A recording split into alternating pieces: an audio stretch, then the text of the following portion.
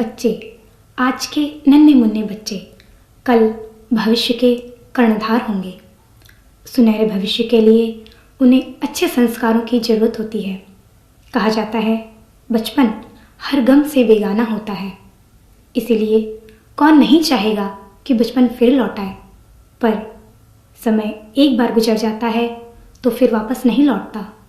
फिर भी बच्चों के साथ हंस खेलकर अपने बचपन को तो याद किया ही जा सकता है। तो आइए हम भी बच्चों के साथ हंसते झूमते गीत गाते चलें। गीत गाते चलो, गुनगुनाते चलो, गीत गाते चलो, गुनगुनाते चलो। तुम प्रगति पंथ पर पग बढ़ाते चलो, तुम प्रगति पंथ पर पग बढ़ाते चलो। गीत गाते चलो, गुनगुनाते चलो, गीत गाते चलो, गुनगुनाते चलो।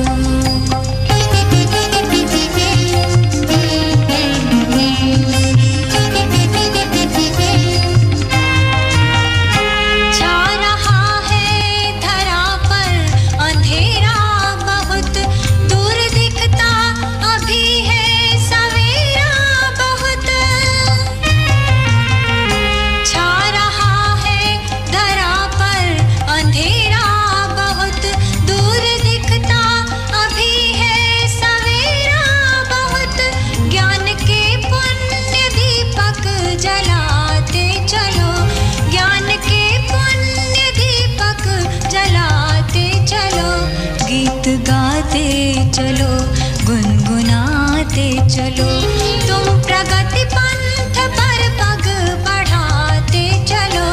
गीत गाते चलो, गुनगुनाते चलो।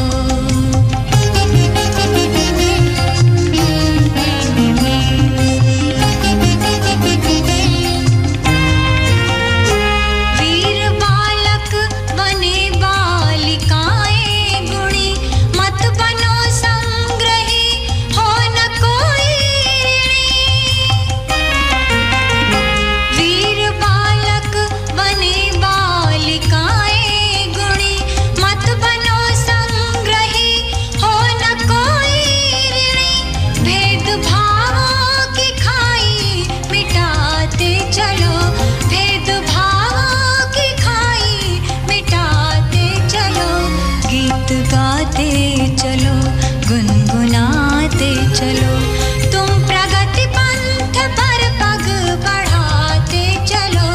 गीत गाते चलो, गुनगुनाते चलो।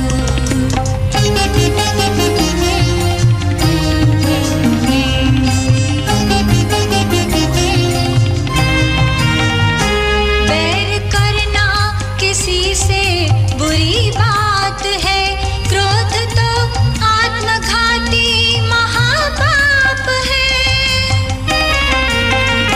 बैर करना किसी से बुरी बात है, क्रोध तो आत्मघाती महापाप है। खुद हंसो और जग को हंसाते चलो, खुद हंसो और जग को हंसाते चलो। गीत गाते चलो, गुनगुनाते चलो, तुम प्रगति पंथ पर पग बढ़ाते चलो।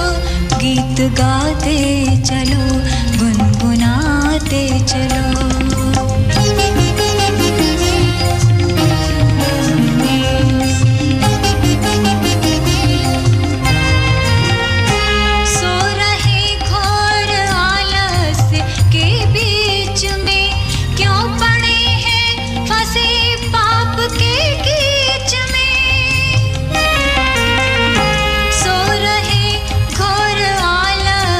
के बीच में क्यों पड़े हैं फंसे पाप के कीच में। कर्म के श्रेष्ठ जल से नहाते चलो, कर्म के श्रेष्ठ जल से नहाते चलो। गीत गाते चलो, गुनगुनाते चलो, तुम प्रगति पंथ पर पग बढ़ाते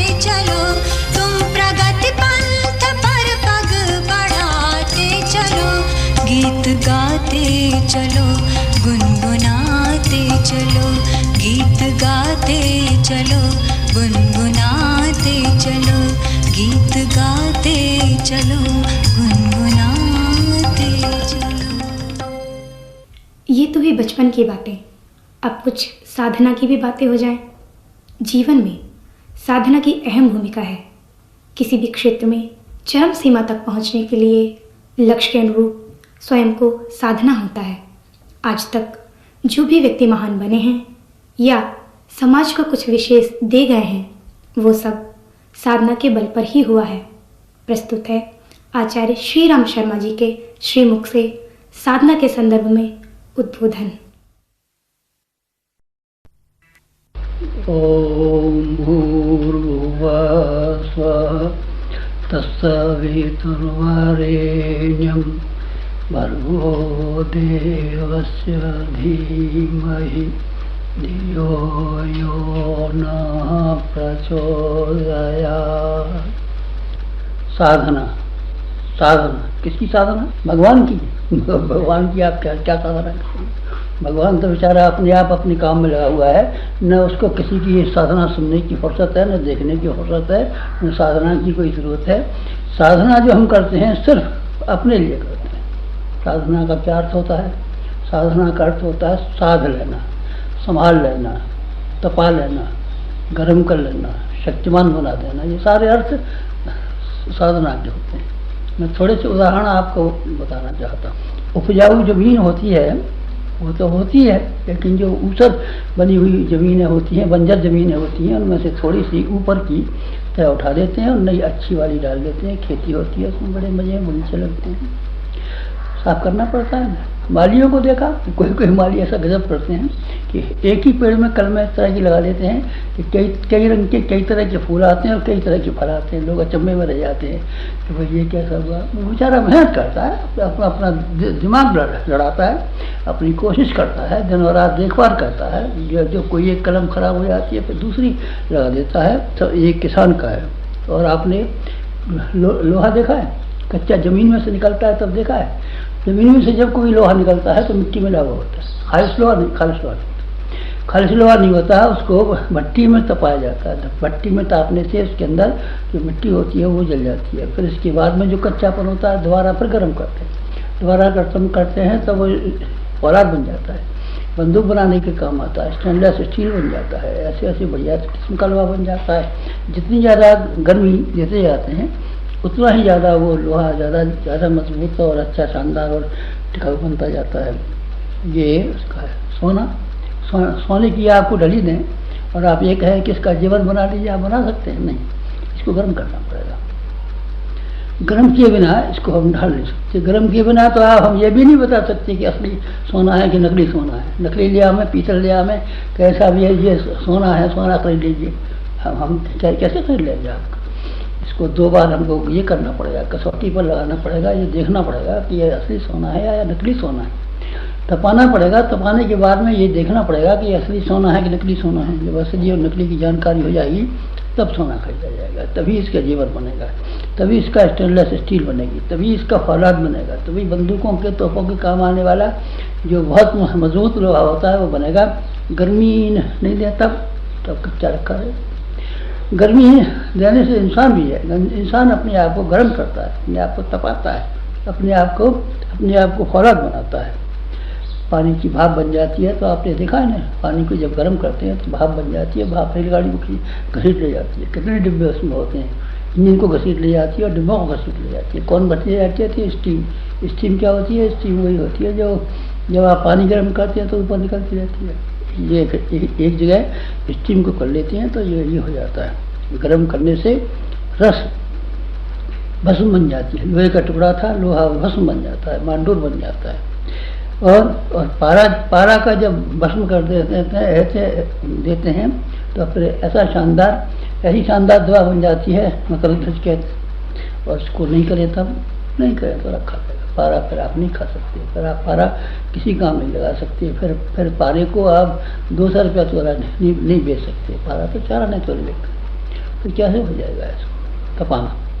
साधना माने अपने आप को तपाना। अपने आप को तपाना आपने देखा है ना, खेत की जुताई हो जाती है, उसके बाद बुआई होती है। अगर उसकी जुताई अच्छी तरीके से न हुई होगी तो बुआई नहीं हो सकेगी, और बुआई नहीं हो सकेगी तो उसमें फसल अच्छी पैदा नहीं होगी। फसल अच्छी पैदा करने के लिए ये बहुत ज़रूरी है कि बुआई ठीक तरीके से की जाए। और बुआई करने से पहले ये बहुत ज़रूरी है कि खेत को जोत करके ऐसा मुलायम बना लिया जाए कि उसमें कंकड़ पत्थर अमुक चीज़ कुछ नहीं है, बिल्कुल साफ़ सुथरी ज़मीन हो जाए, खराब बोएंगे तो आप बोएंगे बिल्कुल पैदावार होगा। और आप ज़मीन के साथ में जद्दोजहद न करेंगे, ज़मीन के साथ में लड़ाई नहीं लड़ेंगे, ज़मीन को इस तरीके से मुलायम नहीं बनाएंगे तो आप फिर नहीं फायदा कर सकेंगे। कपड़े की धुलाई पहले करनी पड़ती है, रंगाई बाद में। आप रंगाई बनाएंगे अच्छी, अच्छा कपड़ा रंगेंगे तो कैसा, मैला कपड़ा रंगेंगे, मैला कपड़ा नहीं रंगा जा सकता। नहीं साहब काला कपड़ा ऐसी को आप रंग लीजिए, गुलाबी रंग लीजिए, नहीं, गलत बात है। ये जब तक आप धो करके इसकी मलिनता साफ नहीं करेंगे तब तक धोया नहीं जा सकता। राम नाम एक तरह की रंगाई है, भगवान की भक्ति एक तरह की रंगाई है। इसके लिए धुला हुआ कपड़ा चाहिए, साफ सुथरा चाहिए। साफ सुथरा अगर नहीं रखेंगे तब फिर बिल्कुल मुश्किल की बात है। माँ अपने बच्चे को गोदी में लेने की इच्छुक होती है, गोदी में ले लें, लेकिन बच्चे ने टट्टी कर ली और टट्टी से कपड़े मैले कर लिए और अपने बाल भी टट्टी में सान लिए और हाथ में सान लिए। जैसे ही माँ उधर से निकली बच्चा रोने लगा, मम्मी दूध पिएंगे, गोदी में आएंगे ना, है तो माँ का बच्चा पर गंदे को लेगी क्या, गोदी में गंदे को नहीं ले सकती। माँ ने कहा नहीं गलत बात है, अभी ठहरना पड़ेगा। माँ ने पानी लगाई, गर्म पानी लाई, गर्म पानी से उसको धोया, उस पुराने वाले गंदे कपड़ों को उतारा, साफ कपड़े पहनाए, जहाँ जहाँ उसको टट्टी लगी हुई थी सब धोई, उसके बालों को धोया, हाथों को धोया, साबुन से धोया, फिर सुखाया। सूख करके जब बच्चा ठीक हो गया तो उन्होंने छाती से लगा लिया, गोदी में ले लिया, ये कर लिया। भगवान भी ठीक इसी तरह के आदमी है, पहले कुचेले आदमी को नहीं लेते, नापसंद करते। भगवान नापसंद करते हैं। हर आदमी से ये कोशिश करते हैं कि कोई मैला कुचेला आदमी ना हो, साफ सुथरा आदमी हो। साफ सुथरा मेरा मतलब शरीर से नहीं है, शरीर से नहीं है, भीतर से भी है। पूजा पाठ करने आप जाते हैं तो साफ सुथरा कर रखते हैं कि नहीं रखते, कमरे को साफ करते हैं, शरीर को साफ करते हैं, कपड़ों को साफ करते हैं, बर्तनों को साफ करते हैं, सब कुछ जो पूजा का घर है उसमें साफ सुथरापन से जाया जाता है, मैला कुचैलेपन से नहीं जा सकेंगे। आप जूते पहन के जाएंगे कैसे बात बनेगी, नहीं बनेगी बात। इसलिए साफ सुथरा रखना बहुत ज़रूरी है। और जब मेहमान घर आते हैं तब लड़की की शादी होती है, जब मेहमान आते हैं तो घर आप पोतते हैं कि नहीं पोतते। दिवाली आती है, लक्ष्मी जी आती हैं तो घर के और कमरों को आप लिपाई पुताई करते हैं कि नहीं करते। और भगवान को अपने भीतर बुलाना चाहेंगे तब, मान शक्तियों को अपने भीतर बुलाना चाहेंगे तब तो अपने आप को साफ करेंगे या नहीं करेंगे, साफ सुथरा रखेंगे नहीं रखेंगे। तपस्या इसी का नाम है, तपस्या इसी का नाम है, साधना इसी का नाम है कि अपने अंदर से जो बुराइयां हैं, जो हमारे अंदर की भूलें हैं, अपने अंदर जो कमियां हैं, अपने अंदर जो दोष और दुर्गुण हैं, अपने अंदर जो कसार और कलमश हैं, इनसे जद्दोजहद करने में, लड़ाई लड़ने में जो मेहनत करनी पड़ती है, कठिनाई उठानी पड़ती है, वो सारी की सारी हम कठिनाइयों को खुशी खुशी उठाएं, इसी का नाम है। इसी का नाम क्या है, इसी का नाम है साधना। साधना इससे कम में नहीं होती, इससे कम में से साधना नहीं होती। आप बर्तन में पानी लेंगे, कितना पानी लेंगे, बर्तन आपका जितना बड़ा उतना पानी ले जाएगा। बरसात हो रही हो बहुत जोरों की तो आपके पास जो भी बर्तन हो आप खुले में रख दीजिए, उतना ही भरा हुआ पानी मिलेगा। कटोरी आपके पास छोटी सी हो तो आप कटोरी रख दीजिए, कटोरी भर के पानी मिल जाएगा। थाली हो, थाली भर के पानी मिल जाएगा। और अगर आपके पास गड्ढा है तो गड्ढा भर के पानी मिलेगा। तालाब आपका है तो आपको तालाब में जब भयंकर वर्षा होती है तो तालाब रातों रात भर के पूरे हो जाते हैं। आपके पास क्या है बोलिए, उसी के हिसाब से देंगे। ईसा भगवान की कृपा होगी तो देंगे, कृपा होगी तो फिर काय में देंगे, ये तो बताइए। जब तक आप अपनी पात्रता के बारे में साफ नहीं हो जाते कि आपकी पात्रता कितनी है और आपने अपने आप को कितना सर्कस के तरीके से मुनासिब बना लिया है, उसी हिसाब से आपको मिलेगा। घोड़ा जितना चाल चलना जानता है उस हिसाब से पैसा मिलता है, गाय जितना दूध देती है उतना पैसा मिलता है। जो जितना घोड़ा तेजी से चलता है उस हिसाब से जो खरीदार है पैसा देता है। आपकी पात्रता क्या है, पात्रता बताइए ना। पात्रता से हमें क्या करना है, भगवान तो बड़े दयालु हैं और बिना कृपा के ही सबसे ऐसे कर देते हैं ना, सबसे ऐसे नहीं करते। अगर आपका कमंडल में छेद है तो डूब जाएंगे, आप देख लें। नहीं साहब नाक पार लग जाएगी, नाक का मल्ला बहुत अच्छा है, नाक का मल्ला तो बहुत अच्छा है, आप बैठने वाले भी अच्छे हैं, लेकिन नाक में सुराख कर रखे हैं तब फिर आपकी नाक डूबेगी। और आपका कमंडल और आपने बर्तन कोई रखा हुआ है, सुराख नहीं है, तो ये बराबर पानी पे तैरता रहेगा। अगर आपने छेद कर दिया इसमें तो छेद में पानी भरना शुरू होगा, और छेद में पानी भरने के बाद में आपका कमंडल डूब जाएगा, आपकी नाक डूब जाएगी। आप जो कुछ भी करेंगे वो बिना डूबे बिना फिर नहीं रह सकते। क्यों? क्योंकि आपने छेद कर दिया। छेद करने में जहाँ कहीं भी सारी जिंदगी भर हम तैयारी करते रहे कि अपने छेदों को बंद करते रहे, छेद कहीं न हो जाए, वहाँ उसका ध्यान रखते रहे। वासनाओं की बाबत, तृष्णाओं की बाबत, अहंता की बाबत, ये 3 सुराख हैं, इन्हीं को भवबंधन कहते हैं। भवबंधन मनुष्य की ख्वाहिशें, आध्यात्मिक ख्वाहिशें तो आप तब करेंगे ना जब संसार की ख्वाहिशों से मन हटा लेंगे तब। और आपकी संसार की ख्वाहिशों में आपका इतना मन लगा हुआ है बेताशा, तब फिर आप अध्यात्म की ओर कैसे मन लगा पाएंगे, पूजा की ओर कैसे मन लगा पाएंगे। सब ओर से मन समेटेंगे नहीं तो एक दिशा में किस तरीके से करेंगे। आप बंदूक की गोली का निशाना लगाते हैं, जब तक निशाने पर आपका ध्यान नहीं है, कभी इधर को भी देख रहे हैं, कभी इधर को भी देख रहे हैं, कभी इधर को भी मटक रहे हैं, कभी इधर को मटक रहे हैं, 20 जगह मटक रहे हैं, फिर आप ये चाहते हैं कि बंदूक की गोली का निशाना ठीक रहा है, सब ओर से निगाह उठाइए, सब ओर से देखना बंद कीजिए, एक निशाने पर। लोभ और मोह ये कड़ी और बेड़ी है, ये भगवान की ओर चलने नहीं देती। भगवान आपको गोदी में लेने के लिए हाथ बढ़ा रहा है, लेकिन आपने 2 ऐसे बंधन बांध के रखे हैं जो आप भगवान की ओर चल नहीं पाएंगे, आप भगवान की ओर नहीं जा सकते। हाथों में हथकड़ी बांधी है तो आप हाथ कैसे खोलेंगे, गोदी में कैसे जाएंगे। और पैरों में अगर आपने मजबूत ये बांध के रखा है, ये कर रखा है, तो कैसे होगा फिर आपका, बताइए। फिर आप किससे के चलेंगे। पैरों में तो बेड़ी बांध रखी है, तो बेड़ियाँ क्या है, लोभ की बेड़ी और मोह की बेड़ी। लोभ की बेड़ी और मोह की बेड़ी, बाकी रह नहीं जाए कहीं, न अपनों के लिए रह जाए, न परायों के लिए रह जाए।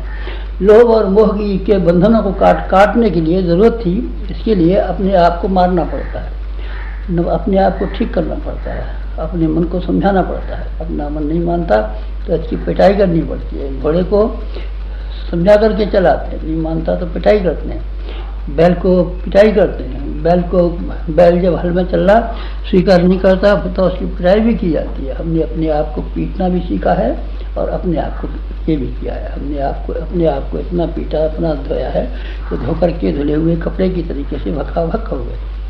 इसलिए ज़्यादा धुलाई की हमको आवश्यकता पड़ी और ज़्यादा सफाई की हमको आवश्यकता पड़ी, इसीलिए अब हमने ये कर लिया है। आपका ख्याल क्या है? आपका ख्याल शायद ये है कि भगवान का नाम लेने से सब पार हो जाते हैं। अच्छा, भगवान का नाम लेने से सब पार हो जाते हैं और अपने आप का कुछ सुधारने की जरूरत नहीं पड़ती, अपने आप को संभालना नहीं पड़ता, भगवान का नाम लेने से ही सबका उद्धार हो जाता है। अच्छा, जरा कौन कहता था आपसे? वो हमने एक दुआ पढ़ा है, तो इसलिए हम तो समझ गए थे कि ऐसे ही पार कर देता है, राम नाम लिया पार हो गए। कौन सा दुआ है जरा बताना? गढ़का गीध अजामिल तारे तारे सदन कसाई। अच्छा, नाम लेने से हुए थे। अच्छा, वाल्मीकि जो था, जो कि भगवान का इतना बड़ा भक्त हो गया, जिसकी उन्होंने अपनी धर्मपत्नी को छोड़ दिया और अपने बच्चों की गार्जियनशिप जिसकी सुपुर्द कर दी। क्या आप ये समझते हैं कि वाल्मीकि ने राम नाम लिया था इसी से हो गया था और डकैती करता रहा कि नहीं करता रहा? नहीं साहब, फिर डकैती तो नहीं की। फिर आप क्या कहते हैं राम नाम? डकैती उसने छोड़ी न होती, डकैती करता रहा होता, फिर भी राम नाम लेने से इतना बड़ा संत बन जाता, तो हम समझते आपका कहना ठीक है। गलत है आपका कहना, बिल्कुल गलत है। राम नाम लेने से उद्धार हो जाता है, एकदम गलत है, 100% गलत है। राम नाम उद्धार लें चाहे नहीं भी लें, राम नाम कहें चाहे मरा कहें, चाहे नहीं भी कहें, चलिए मैं तो नहीं कहता हूँ, लेकिन अपने आप को धोकर के आप इस लायक बना लें कि भगवान आपको प्यार करने लगे, तब बात बनेगी। इससे कम में नहीं बन सकती। राम नाम का इतना महत्व मत दीजिए। राम नाम का महत्व तो है, जैसा मैं नहीं कहता किसी को राम नाम नहीं लेना चाहिए, पर मैं ये कहता हूँ राम नाम लेने के लायक आपकी जीभ तो ऐसी होनी चाहिए। जीभ पे कंट्रोल कीजिए ना, आप अपनी जीभ पर काबू कीजिए। खान पान के संबंध में आप ईमानदारी की कमाई खाते हैं कि बेईमानी कमाई खाते हैं? बताइए ज़रा। जो जीव है आपकी, ये दूसरों को ये सलाह मशवरा देती है, ये अच्छे सलाह मशवरा देती है, गलत सलाह मशवरा देती है। जीभ से आप बहकाते हैं लोगों को कि जीभ से अच्छे रास्ते पर आते हैं। जीभ को बताइए ना, धोकर के आपने साफ कर लिया है तो ठीक है, आप जब कीजिए। हमने अपनी जीभ को धोया है, जीभ को साफ किया है, जीभ ने चमत्कार दिखाए हों, कोई साफ वरदान दिए हों तो उसको जीभ को साफ किया है। आपने संगी ऋषि का नाम सुना है ना? संगी ऋषि ने साप दिया था राजा परीक्षित को, तो उसको 7वें दिन सांप काट खाएगा, 7वें दिन सांप नहीं काट खाएगा। और उन्होंने यह आशीर्वाद दिया था, दशरथ जी ने यज्ञ किया था, पहले भी कर चुके थे यज्ञ, हमारे बच्चा हो जाए, पर किसी से बच्चा नहीं हुआ। लेकिन जब संगी ऋषि आए और संगी ऋषि ने यह आशीर्वाद दिया, प्रत्येक रानी के बाद एक और बच्चा होगा, 3 रानियां, 3-4 बच्चे हो गए, और ऐसे बच्चे शानदार हुए कि भगवान के बराबर हो गए। वो सब भगवान थे, रामचंद्र जी भगवान, लक्ष्मण जी भगवान, भरत जी भगवान, शत्रुघ्न जी भगवान। भगवानों को पैदा करने की क्षमता इसकी वाणी में थी। कौन थे? संगी ऋषि थे। संगी ऋषि ने अपने खान पान के बारे में यही जाना था कि उनके आश्रम में जो पैदा होता था सब वही खाते थे, और आश्रम से बाहर बुरे लोगों की संगति में न जाने देने के लिए लोमश ऋषि ने इतना कड़ा नियंत्रण उनके ऊपर रखा था कि किसी को ये भी नहीं जान सके कौन क्या होता है। अंगुलीमाल, मैं नाम बताता हूँ आपको। अंगुलीमाल वो आदमी था जो डकैती करता था और उंगलियाँ काट करके और देवी पर चढ़ाता था, वो अंगुलीमाल था, बहुत डाकू था। भगवान जी के बुद्ध के संपर्क में आने के बाद में उसने सब छोड़ दिया, और जो कुछ भी उसके पास बचा हुआ था प्रायश्चित में, ये नहीं कि जो बचा हुआ था अपने घर वालों को, खानदान वालों को दिया हुआ और खाली हाथ बुद्ध भगवान के पास आ जाए और बुद्ध भगवान के पास जा करके कहे कि लाइए साहब, खाना खिलाइए, कपड़े पहनाइए, जूते पहनाइए, चप्पल पहनाइए, चेला बनाऊंगा आपका, पॉकेट में बनाऊँ कोई, लाइए चेले का इंतजाम कीजिए। नहीं, ऐसा नहीं। बल्कि उसने न केवल अपना तन दिया, न केवल मन दिया, बल्कि धन दिया, सब जो कुछ भी था पूरे मन से भगवान को समर्पित कर दिया। अंगुलीमाल ने समर्पित कर दिया, तब वो संत हो गया। तब भगवान ने उसको अपनी गोदी में उठा लिया। तब भगवान बुद्ध ने उसको सारे इंडोनेशिया की तरफ, ये जो पूर्वी द्वीप हैं, इनमें उसको काम करने के लिए भेजा था। दूसरा बुद्ध कहलाया अंगुलीमाल, तब कहलाया जो अपने जीवन को साफ सुथरा बना लिया और डकैती करता रहता और राम नाम भी लेता रहता। बुद्ध भगवान के जैसे पीले कपड़े दूसरे शिष्य पहनते हैं वैसे ही कपड़े पहनते रहता है। तब क्या ख्याल है आपका? तो अंगुलीमाल ही रह जाता, चाहे पीले कपड़े पहनता, चाहे लाल कपड़े पहनता, चाहे सिर मुड़ा लेता, चाहे जो हो जाता, लेकिन कुछ बात बन नहीं सकती थी। गणिका गीध अजामिल तारे, अजामिल फिर मांस का व्यापार करता रहा था क्या? जब उसने भगवान की भक्ति लेना शुरू कर दी तब उसने मांस खाया था क्या? नहीं। फिर न मांस काटा, न मांस बेचा, न मांस खाया। बना तो संत ही बन गया। संत बनना है तो संत ही बनना। सूरदास और तुलसीदास के बारे में सुनाया आपने। बिल्वमंगल की जीवन कथा आपको मालूम है? जीवन की बड़ी गंदी कथा है। बिल्वमंगल जब उनके पिताजी का स्वर्गवास हो गया था तब लाश एक जगह पड़ी थी और वेश्या कमरे में वो लगे हुए थे, ऐसे गंदे सूरदास। लेकिन जब उन्होंने अपनी आंखें फोड़नी तो भगवान उनको आए और बच्चे की तरीके से गोदी में उठा करके और जहाँ तहाँ ले जाते थे। भगवान उनके नौकर हो गए थे, भगवान के भक्त, भगवान नौकर हो गए थे उनके। कौन? उनके सूरदास। और तुलसीदास चंदन घिसे तिलक दय रघुवीर, तिलक घिसते थे और चंदन के लिए लाइन में खड़े रहते थे। लाइए चंदन जरा सा हमको दे दीजिए, हम भी सर को लगाएंगे। तुलसीदास जी की कृपा प्राप्त करने के लिए भगवान जी चंदन लगवाने के लिए वो खड़े हुए थे। आप नहीं बदलना चाहते, आप नहीं बदलना चाहते। आपका ये ख्याल है कि बाहर के लोग आपका उद्धार करेंगे। अच्छा, आंखें खराब हैं आपकी तो फिर आपको कुछ दिखाई नहीं पड़े। आपको इस संसार में एक से एक बढ़िया देखने लायक चीज़ें हैं, कहीं ताजमहल है, कहीं क्या है, कहीं बाग है, कहीं बगीचे हैं, पर आपकी आँख खराब है तो आप कोई दृश्य देखने में समर्थ नहीं हो सकते। आपके कान ठीक है कि नहीं ठीक है? नहीं साहब, कान तो हमारे बहुत दिन से खराब हो गए, तो फिर आप अब कोई व्याख्यान नहीं सुन सकेंगे। फिर आपके लिए संगीत सुनना नामुमकिन है। फिर आप किसी की कथा और प्रवचन का फायदा उठाना चाहें तो ये गलत बात है। आप अपना तो कान ठीक कीजिए ना। सुनाई नहीं पड़ता तो हम क्या करें? नहीं सुनाई पड़ता तो दिखाई नहीं पड़ता साहब। आप तो बस बता रहे थे कि अभी दिन है, सूरज निकल रहा है, तो सूरज तो निकल रहा है, हमको दिख रहा है, तो हमें क्यों नहीं दिखता है? आप क्या खराब है, इसीलिए नहीं दिखता। और आपको अगर दिमाग खराब है तो सारी दुनिया आपको पागल मालूम पड़ेगी। आप सब दुनिया को पागल बताएंगे, ये कहेंगे ये दुनिया बड़ी पागल है, ये भी पागल है, ये भी पागल है, सब पागल दिखेंगे। अपना दिमाग सही कीजिए ना, फिर आपको कोई पागल दिखाई नहीं पड़ेगा। बस फिर इस तरीके से क्या करना पड़ता है कि अपने आप को सही करना पड़ता है, अपना सादा जीवन उच्च विचार के सिद्धांत को काम में लाना पड़ता है। उच्च विचारों को कार्य रूप में परिणत करना सिर्फ उसी के लिए संभव है जो कि सादा जीवन जिए, अपने आप में किफायतशाली करे, अपनी लोभ और मोह को कम कर ले, अपनी वासना तृष्णा और अहंता को कम कर ले, तब फिर उसके पास शक्तियाँ ही बच जाती हैं। शक्तियों का क्या कम रहता है? शक्तियों को आदमी का मुट्ठी भर का तो पेट है, मुट्ठी भर की जरूरत है। आदमी का तन ढकने के लिए 3 गज नहीं 10 गज कपड़ा चाहिए, सोने के लिए 4 हाथ की चारपाई चाहिए, खाने के लिए 2 मुट्ठी अनाज चाहिए। आदमी से तो और जानवर ज़्यादा खाए जाते हैं, भैंसा ज़्यादा खाया जाता है और जानवर ज़्यादा खाए जाते हैं, लेकिन वो तो आदमी की खुराक कितनी है? मुट्ठी भर है। और आदमी कितना कमा सकता है? आदमी के हाथ कितने मजबूत हैं और आदमी की 20 उंगलियाँ कैसी हैं जैसे कि सृष्टि में किसी जानवर को नहीं मिली। उसमें कमा सकता है आदमी, और उस कमाने के बाद में फिर क्या कर सकता है? फिर भगवान की गोदी में रख सकता है। भगवान की गोदी में रखने के बाद में फिर निहाल हो जाता है। आदमी बहुत कुछ कर सकता है, ऊंचे विचारों को कार्यान्वित भी कर सकता है, ऊंचे विचारों को सिखा भी सकता है, ऊंचे विचारों को कोई जीवन में ओतप्रोत भी कर सकता है। कब? जब सादा जीवन हो। सादा जीवन के मानी ये है कसा हुआ जीवन, तपा हुआ जीवन, कसा हुआ जीवन, तपा हुआ जीवन। साधना आपको भी करनी पड़ेगी, ध्यान रखिएगा। आप अय्याशी करते हुए, आप मालदार बनते हुए, आप मौज मजा उड़ाते हुए, आप स्वार्थी और लोभी और लालची रहते हुए अगर आप चाहें कि हम राम नाम लेकर के उद्धार की तरफ चल पड़ेंगे, आपका बिल्कुल गलत ख्याल है, 100% गलत ख्याल है।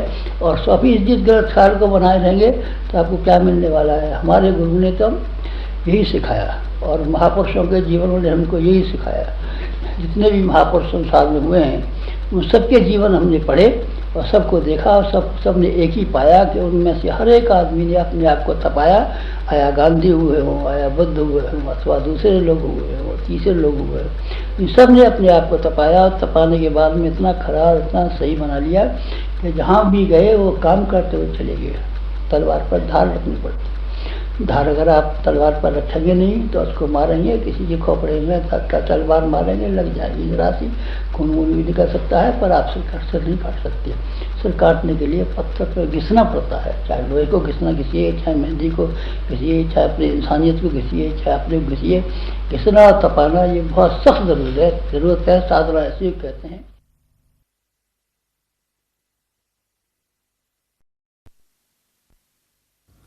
जीवन के लिए अध्यात्म और विज्ञान एक दूसरे के पूरक हैं। विज्ञान अध्यात्म बिना अधूरा है तो अध्यात्म विज्ञान बिना। विज्ञान और अध्यात्म का समन्वय क्यों और कैसे, आइए सुनते हैं आदरणीय डॉक्टर प्रणव पंड्या जी की वाणी से। इस संसार में 2 ही महाशक्तियां हैं, एक का नाम है विज्ञान, एक का नाम है अध्यात्म। विज्ञान को हम भले विज्ञान नाम रहने दें, पर अध्यात्म का नाम एक और है, ज्ञान। ज्ञान और विज्ञान की इन 2 महाशक्तियों के ऊपर सारी धरती के क्रियाकलाप चल रहे हैं। यदि इन दोनों में बराबर संतुलन है, यदि इन दोनों की समुचित समुन्नति सब जगह हो रही है, तो सारी सृष्टि पे हम व्यवस्था बना देखते हैं। और व्यवस्था जब अव्यवस्था बदल जाती है तो उसका मतलब ये कि कहीं ना कहीं विज्ञान और अध्यात्म में कहीं किसी प्रकार का सामंजस्य नहीं है या कहीं किसी प्रकार की गड़बड़ी है। आज का युग विज्ञान का युग है और इस विज्ञान के युग में संसार में गति की दृष्टि से इतनी तेजी से परिवर्तन हुए हैं, बड़ी तेजी से बदलाव आया है कि विज्ञान के आविष्कारों ने दुनिया को बदल दिया है। गति शब्द से प्रगति शब्द बना है और प्रगति अर्थात जैसा कि आप सब जानते हैं प्रोग्रेस। आज की जो भी हमारी उपलब्धियां हैं वो सारी की सारी गति की वजह से। सबसे पहले आदि मनुष्य ने आग का गोला देखा और आग का गोला देखने के बाद उसने आविष्कार किया सूर्य को देख करके अग्नि का। 2 पत्थर को जलाकर 2 पत्थर को उसने रगड़ करके एक प्रकार से विद्युत पैदा की। दूसरा आविष्कार जो उसके माध्यम से संभव हुआ, उसे भूख लगी। भूख लगने के लिए उसने हथियार बनाया और उसने आविष्कार किया हथियारों का जिससे कि पशुओं को मारा जा सके। पर तीसरा एक सबसे बड़ा महत्वपूर्ण आविष्कार जो उसके द्वारा संभव हुआ वो था पहियों का आविष्कार। उसने पहिए बनाए चला के देखे, चलने लगे। उस पर बैठ के चलने की कोशिश की, पटिया रख करके, तो चलने लगा। उस आदिम मनुष्य ने कभी कल्पना भी नहीं की होगी कि मैं जिस चीज़ को बना रहा हूँ आगे चलकर इस आधार पर या बहुत बड़े बड़े वाहन चलेंगे, इसी आधार पर वायुयान गति पकड़ेगा और ऊपर हवा में उड़ने लगेगा। और लगभग आज जितनी भी गति के आयाम विकसित हुए हैं वो सारे के सारे इसी पहिए के ऊपर केंद्रित हैं। डायनेमिज्म, गति, प्रगति, गंतव्य। गति शब्द से गंतव्य शब्द बना है। क्या गंतव्य तक हम पहुंचे कि न पहुंचे, कहीं हमारे गंतव्य तक पहुंचने में कोई कमी तो नहीं रह गई? ऐसा लगता है कि विज्ञान के आविष्कार ने मनुष्य को बहुत कुछ दे दिया, बहुत ऊंचाई तक पहुंचा दिया, पर कहीं कोई कमी रह गई, और वो कमी संभवतः अध्यात्म के समावेश से पूरी हो सकती है। क्या अंतर है इन दोनों महाशक्तियों में? विज्ञान परिस्थितियों को विकसित करने पर जोर देता है। विज्ञान कहता है परिस्थितियों का विकास करिए, परिस्थितियों को विकसित करिए, अच्छा वातावरण बना दीजिए, अच्छी सड़कें बना दीजिए, अच्छे भवन बना दीजिए, और मनुष्य को जितना ज़्यादा हो सकता है साधन सुविधाएं दीजिए। अध्यात्म इससे उल्टी बात कहता है। अध्यात्म कहता है पहले आदमी के मन को मजबूत बनाइए, मनस्थिति को परिष्कृत करिए, मनस्थिति को बलिष्ठ बनाइए, और मनस्थिति से परिस्थिति के निर्माण की विधा उसको सिखाइए। अपने आप परिस्थितियां बनती चली जाएंगी। ये अध्यात्म की भाषा है। अध्यात्म में, जैसे मैंने आपसे कहा, ज्ञान का नाम है, और ये ज्ञान यदि जीवन में आ जाए तो आदमी प्रतिकूल से प्रतिकूल परिस्थितियों में अभावों के रहते हुए भी, साधनों की प्रचुरता न होते हुए भी अपने आसपास के वातावरण को बना सकता है। अर्थात यदि विज्ञान और अध्यात्म साथ साथ चलें तो विज्ञान के साधन और अध्यात्म की दृष्टि, ये दोनों मिलजुल करके बहुत बड़ा काम कर सकते हैं। दुर्भाग्य की बात यह है कि विज्ञान ने प्रगति की, और विज्ञान ने प्रगति इस चरम सीमा तक की कि आज भौतिक जगत में अणु विज्ञान से लेकर के आयुधों तक, हथियारों तक की खोज हमें विज्ञान ने की है। कंप्यूटर से, सैटेलाइट्स के माध्यम से, उपग्रहों द्वारा सीधे पिन पॉइंट करके वहां अपना निशाना डाला जा सकता है जहां आप हथियार से बम फेंकना चाहते हैं। हिंसा के क्षेत्र में और अधिकतम जो भी कुछ उपलब्धियां हो सकती हैं उनके माध्यम से हम जैसा चाहें वैसा आज विज्ञान के माध्यम से कर सकते हैं। और इसके अलावा हम जियो सैटेलाइट्स के माध्यम से मैपिंग कर सकते हैं, धरती के नीचे क्या छिपा पड़ा है, क्या मणि है, रत्न भंडार कहाँ है, कहाँ कोयले का भंडार है, कहाँ तेल का भंडार है। ये सारी की सारी जानकारी हम अपने विज्ञान के माध्यम से ले सकते हैं। भौतिक विज्ञान चरम सीमा तक पहुंच चुका है। अणु विज्ञान के माध्यम से हम ये जानते हैं कि अणु विज्ञान हमें किस सीमा तक आज ऊर्जा के देने से लेकर अणु विज्ञान की जो रचनात्मक जितने भी उपयोग हो सकते हैं उन सब का उसने हमें आविष्कार करके दे दिया है। और आज एक पार्टिकल फिजिक्स, क्वांटम फिजिक्स और इस क्षेत्र में इतने रचनात्मक प्रयोग हो रहे हैं कि लगता है कि आने वाले दिनों में संभवतः ये जो समय है 21वीं सेंचुरी का, 21वीं सदी का, ये वैज्ञानिक प्रगति का चरमतम युग होगा, जिसमें हम ग्रैंड यूनिफिकेशन ऑफ फोर्सेस, चारों बलों का एकीकरण और इन सब के माध्यम से न जाने कहाँ से कहाँ गति पकड़ रहे होंगे। पर इसके साथ साथ क्या आध्यात्मिक प्रगति हुई? क्या इसके साथ साथ आदमी के चिंतन में बदलाव आया? क्या आदमी की आस्थाएं, दृष्टिकोण, चिंतन, मान्यताएं, विचारणाएं ये चेंज हुई? मुझे ऐसा लगता है कि वैज्ञानिक प्रगति एक ही दिशा में हुई है। भौतिक विज्ञान के साथ साथ अगर चिकित्सा विज्ञान में देखें तो चिकित्सा विज्ञान में ढेर सारी शोधें हुई। विशेष रूप से अगर आप देखें तो निदान के क्षेत्र में, डायग्नोसिस के क्षेत्र में बहुत बड़ा एक अनुसंधान हुआ है। और वो अनुसंधान यदि आप देखें तो जहाँ हमें बीमारी का पता लगाना है, शरीर के अंदर क्या विकार है, मन के अंदर क्या विकार है, मस्तिष्क के अंदर कहाँ बीमारी है, आप कुछ भी जानना चाहें तो आज मैग्नेटिक रेजोनेंस इमेजिंग है, कंप्यूटराइज एक्सियल टोमोग्राफी है, और भी न जाने कितने प्रकार के साधन हमारे पास मौजूद हैं। उनके द्वारा हम जांच सकते हैं कि मनुष्य के अंदर कहाँ कितनी बीमारियां हैं। पहले आपको इंजेक्शन लगाना पड़ता था, चीरना पड़ता था, या कुछ न कुछ इन्वेजिव उपकरणों का सहारा लेना पड़ता था। अब नॉन इन्वेजिव, जिसमें कि शरीर को किसी प्रकार की हानि न पहुंचाएं, आप कई हजारों, कई लाखों फिल्म्स के माध्यम से शरीर का अच्छी तरह डिसेक्शन करके देख सकते हैं कि कहाँ कितनी बीमारी है, किस तरह से उसने अपना आक्रमण कर रखा है, अतिक्रमण कर रखा है, और उसको कैसे वहाँ से ठीक किया जाए। एक पूरा का पूरा मैपिंग होकर शरीर का सारा के सारा एक प्रकार से आकार बन के आ जाता है, बीमारी कहाँ है, कितनी है, कैसी है, और इसके लिए हमें क्या करना चाहिए, क्या उपचार किया जाना चाहिए। डॉक्टर को सारी चीज़ें बता दी जाती हैं। लेज़र किरणों ने सर्जरी के क्षेत्र में क्रांति कर दी।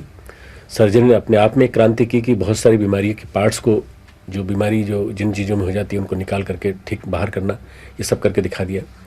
इसके अलावा अगर देखें तो आधुनिकतम जितना भी हमारा विज्ञान है, इसने हमें बहुत कुछ इतना दिया है जिसके अनुदानों पर कभी कभी नतमस्तक होने का मन करता है, कभी कभी उसकी स्तुति करने का मन करता है, कभी कभी ऐसा मन करता है कि उसके बारे में जितनी तारीफ के पुल बांधे जाएं उतने कम है। विज्ञान ने हमें विकास के चरमतम सोपान पर पहुंचा दिया है। आज इलेक्ट्रॉनिक्स के क्षेत्र में प्रगति हो और चाहे वो हमारे इंफॉर्मेशन टेक्नोलॉजी के क्षेत्र में हो, हम सब की दूरी को विज्ञान ने बहुत नज़दीक ला दिया है। अब एक ग्लोबल विलेज के नीचे सारा विश्व रह रहा है, जिसको आप विश्वग्राम कह सकते हैं, ऋषियों का। और इस विश्वग्राम के नीचे रहने वाला व्यक्ति, एक व्यक्ति दूसरे से कनेक्टेड है आपस में। इंटरनेट, वेब सर्फिंग, ईमेल, हमारे मॉडेम्स, फैक्सेस, इन सब ने दुनिया को बहुत नज़दीक ला दिया है। सूचना तकनीकी के माध्यम से अब आज एक दूसरे के बारे में जानकारी प्राप्त कर सकने में कोई देरी नहीं होती।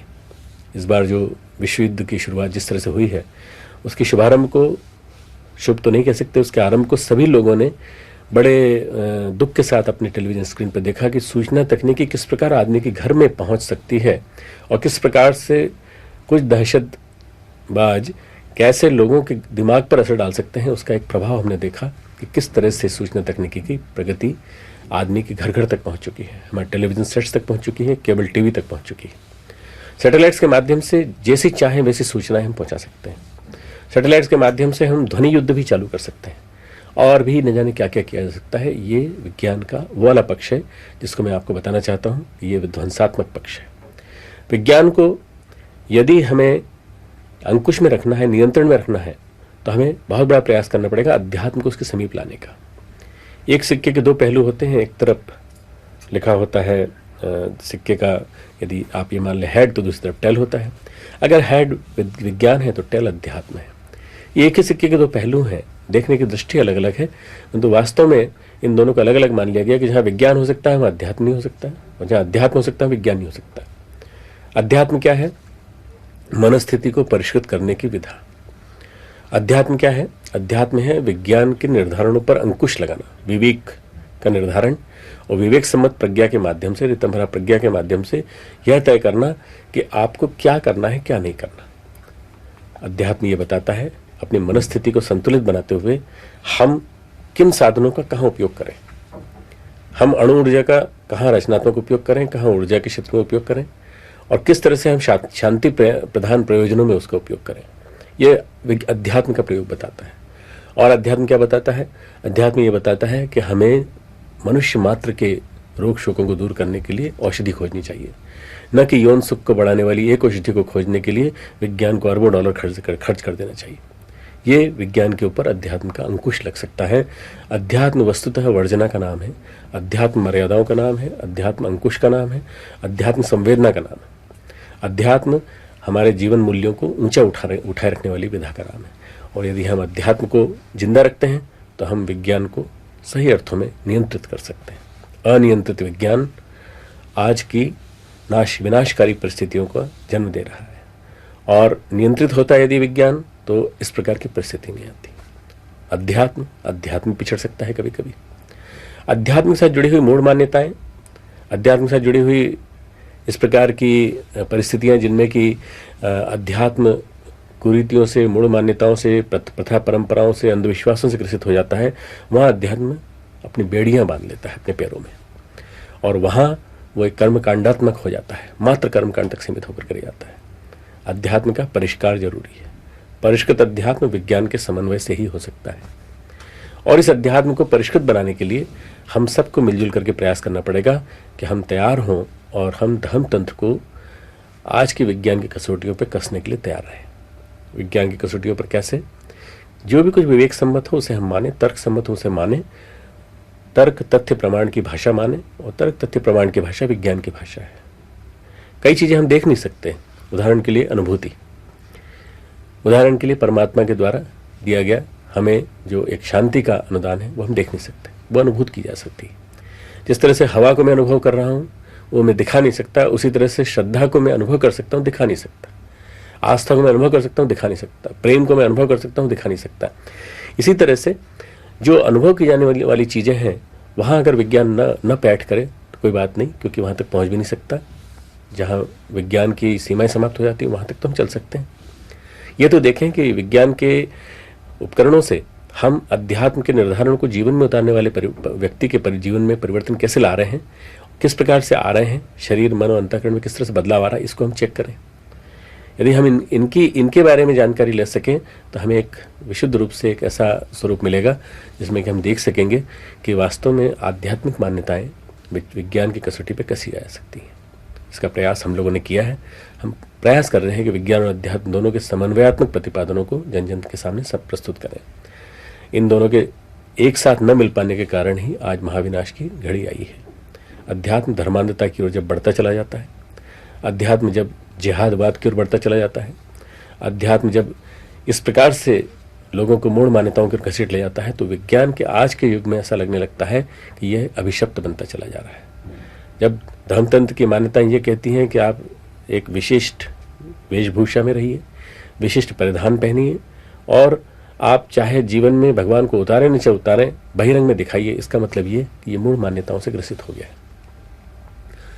कोई भी धर्म किसी को मारना नहीं सिखाता, पर जब कोई धर्म के नाम पर मारने की बात कहता है, कोई धर्म के नाम पर षड्यंत्रों की बात कहता है, कोई धर्म के नाम पर एक दूसरे के खिलाफ यदि उन्माद की बात कहता है, तो इसका मतलब ये कि ये धर्म परिष्कृत नहीं है, अपरिष्कृत है, अवैज्ञानिक है और इस धर्मतंत्र के परिष्कृत होने की जरूरत है।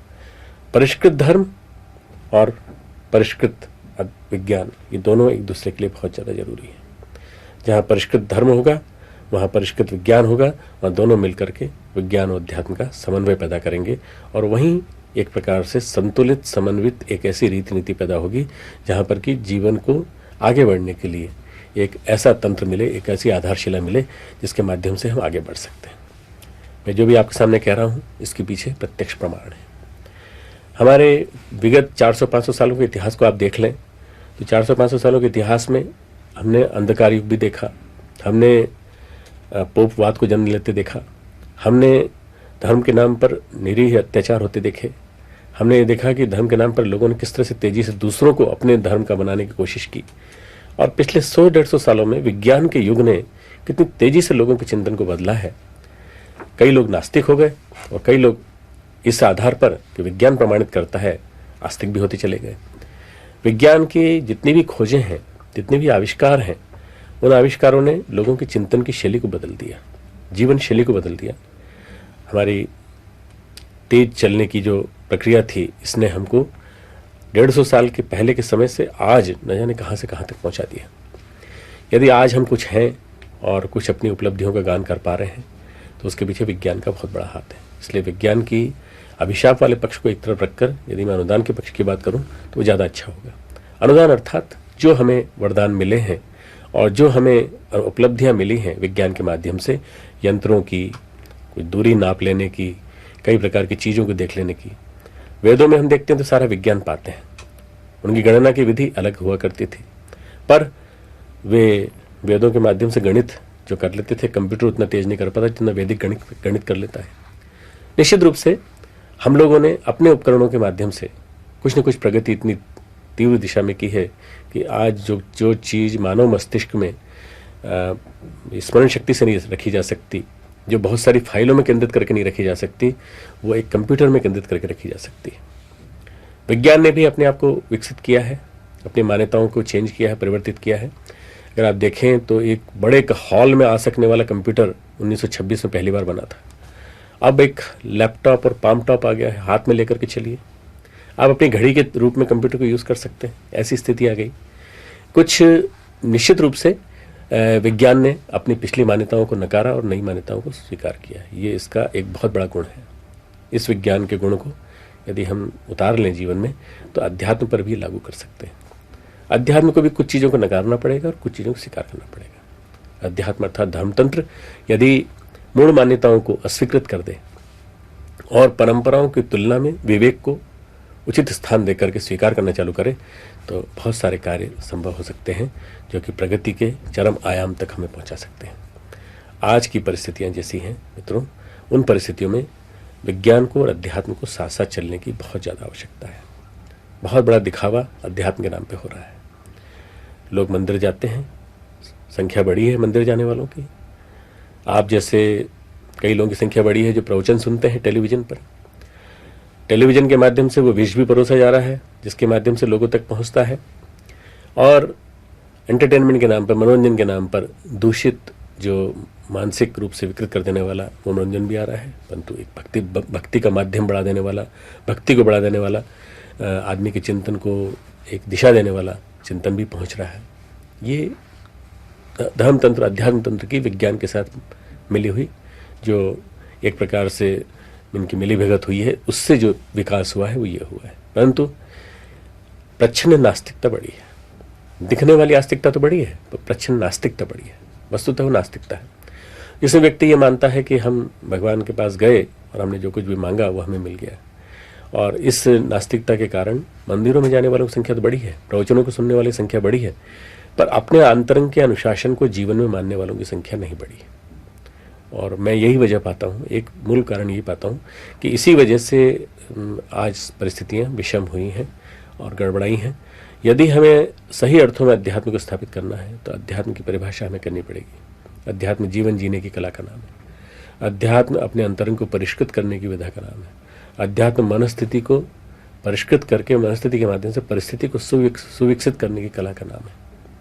अध्यात्म वस्तुतः जीवन जीने की कला को एक वैज्ञानिकता का आयाम देकर, रूप देकर इस तरह से जीने के नाम है जिसमें कि आप जीवन को महानता की ओर ले जा सकें। और उसमें कर्मकांड मात्र एक बाहरी भूमिका निभाते हैं। कर्मकांड सब कुछ नहीं है। जब हम रिचुअलिस्टिक डॉगमेटिक रिलीजन को एक मात्र प्रमुख मान लेते हैं तो हमारा ध्यान वहीं तक केंद्रित होकर रह जाता है। सही अर्थों में देखा जाए तो अध्यात्म वह विधा है जो हमें सही चिंतन करने की कला सिखाती है। और जब सही चिंतन करने के लिए कला सिखाती है तो विवेक को कसौटी पर रखकर, विवेक को सर्वोपरि रखकर, और जहाँ विवेक होता है, जहाँ ऋतंभरा प्रज्ञा होती है, वहाँ सारे निर्धारण सही होते हैं। अध्यात्म और विज्ञान यदि दोनों साथ साथ मिल सकें, अध्यात्म विज्ञान सम्मत बन सके और विज्ञान अध्यात्म सम्मत बन सके, अर्थात अध्यात्म की मान्यताओं पर चलते हुए विज्ञान प्रगति करे और विज्ञान की कसौटी से, विज्ञान की अग्नि से खरा सिद्ध होकर के अध्यात्म निकले। जिस प्रकार से हम धातुओं को तपाते हैं तो उनका जो अयस्क रहता है, ओर रहता है, मिट्टी रहती है, वो सारी की सारी निकल जाती है और जो भी तपन के बाद खरा सोना हमें मिलता है, खरा लोहा हमें मिलता है। इसी तरह से अध्यात्म चूंकि अपने आप में शुद्ध है, यदि उसे तपाया जाएगा, निखारा जाएगा विज्ञान की आग में तो वो ठीक होता चला जाएगा। अगर विज्ञान आग है तो अध्यात्म पानी है। विज्ञान रूपी आग पर अध्यात्म रूपी पानी को डालकर आग बुझाई भी जा सकती है। हमें ऐसा नहीं करना। विज्ञान रूपी आग पर अध्यात्म रूपी जल को डालकर यदि हम वाष्पीभूत होने दें और वाष्पीभूत होने के बाद हम उस वाष्प का सही उपयोग करें, प्रेशर कुकर में उसी वाष्प का सही उपयोग करके भोजन को बढ़ते दबाव के साथ कम तापमान पे पका लिया जाता है। जेम्स वाट ने इसी को देखा और उसने आविष्कार किया और उसने उसके आविष्कार के माध्यम से स्टीम इंजन चलने लगे। आज भले ही हम डीजल इंजन का प्रयोग ज़्यादा कर रहे हैं, पर स्टीम इंजन रचनात्मक दिशा में पहला कदम था आदमी को एक प्रकार से पहियों पे दौड़ने वाली गाड़ी के रूप में। अब समय ऐसा आया है जबकि हमको सबको मिलजुल करके दोनों के विधाओं के समन्वय की बात सोचनी है। एक कहानी के माध्यम से ये बात बहुत स्पष्ट समझ में आ जाएगी। विज्ञान और अध्यात्म के ऊपर ये सार्थक बैठती है। वैसे आइंस्टीन ने इस मेरी कहानी से उल्टा कहा है जो मैं आपसे बताने जा रहा हूँ। आइंस्टीन ने कहा है science is lame and religion is blind. मैं थोड़ा उल्टा आपको बताने की कोशिश कर रहा हूँ क्योंकि ऐसा मेरी गुरु सत्ता ने समझाया और ऐसा मेरी समझ में आया और आज की परिस्थितियों को देखते हुए सही लगता है। एक नगर में एक अंधा था और एक लंगड़ा था। अंधे और लंगड़े दोनों एक परिस्थिति में फंस गए जिसमें कि विषम परिस्थिति से निकालने का काम केवल वही कर सकता था जिसके पास विवेक होता। आग लग गई चारों तरफ, उस आग में दोनों फंस गए। अंधे को दिखाई नहीं दे रहा था, आग की तपन महसूस हो रही थी और लंगड़ा भाग नहीं सकता था, देख रहा था कि आग लगते लगते उनके समीप आ रही है। लंगड़े ने अंधे से कहा, तुझे तो दिखाई नहीं दे रहा है परंतु मुझे दिखाई दे रहा है, तेरे पाँव सही हैं, तू मेरे को अपने कंधे पे बिठा ले और तू मुझे ले चल। लंगड़े ने कहा, मुझे दिखाई दे रहा है, तुझे दिखाई नहीं दे रहा है, पर तेरे पाँव सही हैं, तू मुझे अपने कंधे बिठा ले। उसकी समझ में आ गया, लंगड़े की समझ में आ गया, अंधे की समझ में आ गया कि ये सही कह रहा है, लंगड़े ने अंधे के कंधे पर बैठ करके अपने हाथ से दाएं चलो फिर बाएं चलो फिर दाएं चलो फिर बाएं चलो अपनी आंख का प्रयोग किया और लंगड़े ने अपनी टांग का प्रयोग किया। दोनों आगे बढ़ते चले गए। टांग गति का प्रतीक है, आंख दृष्टि का, वर्जना का, अनुशासन का प्रतीक है। आज विज्ञान के पास आंख नहीं है, टांगे ही टांगे हैं। अध्यात्म के पास टांगे तो हैं परंतु उनमें बेड़ियां पड़ी हुई हैं अंधविश्वास की, मूढ़ मान्यताओं की, प्रथा परंपराओं की, और उन सब से उसको मुक्त करना बहुत जरूरी है। उसको विज्ञान की साधन चाहिए चलने के लिए। आंखें उसके पास हैं। अगर आप मेरी बात से समझ गए होंगे तो विज्ञान अंधा है और धर्म अध्यात्म लंगड़ा है। अगर अध्यात्म को चलना है, आगे यात्रा पूरी करनी है, तो इसे इसी तरह से यात्रा पूरी करनी पड़ेगी। इसे अपने आप को विज्ञान के साथ जोड़ना पड़ेगा। दोनों को जोड़े बिना कोई चारा नहीं है। वैज्ञानिक अध्यात्मवाद भविष्य का धर्म है, भविष्य का वाद है, और इसी वैज्ञानिक अध्यात्मवाद के आधार पर हमारा विश्व प्रगति कर पाएगा। यदि हम ये चाहते हैं कि 21वीं सदी में हमारी युवा पीढ़ी और हमारे वैज्ञानिक समुदाय के व्यक्ति जुड़ें धर्म के साथ और विज्ञान की उपलब्धियों का भी रचनात्मक नियोजन करें, तो उसके लिए बहुत ज़्यादा जरूरी है कि हम दोनों को साथ साथ जुड़ें। वैज्ञानिक अध्यात्मवाद आज के युग की सर्वोपरि आवश्यकता, और यदि वैज्ञानिक अध्यात्मवाद हम स्थापित कर पाए तो मित्रों, आने वाला युग प्रगति का युग होगा, प्रज्ञा युग होगा और उज्जवल भविष्य का युग होगा। जमाना बहुत तेज़ी से बदल रहा है। 21वीं सदी आ चुकी है और 21वीं सदी आने के बाद आने वाले 10-15 वर्ष निर्णायक वर्ष हैं। हम और आप सभी को इस निर्णायक महायुद्ध में विज्ञान और अध्यात्म के समन्वय के माध्यम से विज्ञान के ऊपर अध्यात्म का अंकुश, वर्जनाएं, और अध्यात्म के ऊपर वैज्ञानिक कसौटियाँ, इन दोनों का यदि हम समन्वय कर सके तो आने वाले समय में हम प्रगति के चरम सोपान पर पहुंच सकेंगे। वैज्ञानिक प्रगति बहुत हो गई, आध्यात्मिक प्रगति भी बहुत हो गई, अब इन दोनों की समन्वित प्रगति का जमाना आ गया है। इन दोनों की समन्वित प्रगति होगी तो देखते देखते जमाना बदलता चला जाएगा।